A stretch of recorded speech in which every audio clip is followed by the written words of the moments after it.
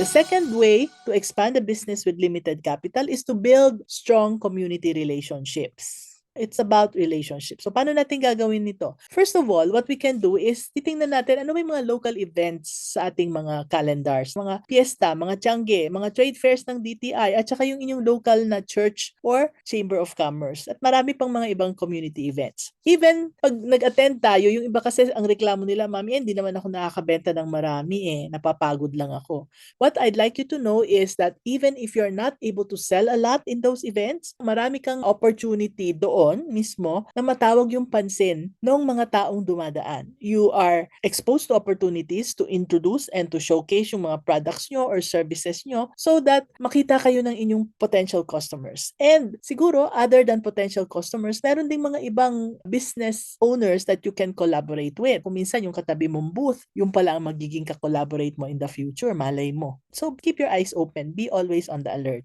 A second way here in building strong community relationships is support local causes. May mga causes tayo, may mga charities or mga community projects na align naman sa ating business values. Hindi lang tayo nakakatulong sa ating community but it also enhances yung reputation ng ating mga negosyo. And nagkakaroon tayo ng positive na dating, no? Positive image among our customers. So an example of this is giving, for example, free cooking demos of healthy food if you are selling healthy food or healthy ingredients. So meron bang mga organizers ng mga tiangge for moms of kids with special needs? Probably that's something that you can support, di ba? So kahit na wala kayong kikitain doon, just your presence there will make people aware of you. Next, the third way here is to foster word-of-mouth marketing. Dapat, automatic na to sa atin, ano? So, it means that kailangan yung ating customer service ay exceptional, kakaiba, para pag-usapan tayo. Now, this is another thing that you need to focus on. Hindi lang yung quality products or services. Yung customer service, talagang automatic yon dapat. So, when your customers are happy, they are more likely to recommend your business to their family and friends, which is napaka-powerful na marketing tool dito sa mga community natin. Tayong mga Pinoy, gustong-gusto nating mag-share. That's one of our qualities that I don't see a lot here now that I'm in London. Yung mga tao dito, kahit nakapitbahay mo, talagang ngitian lang, good morning, ganun. Very, very respectful sila, pero hindi talaga sila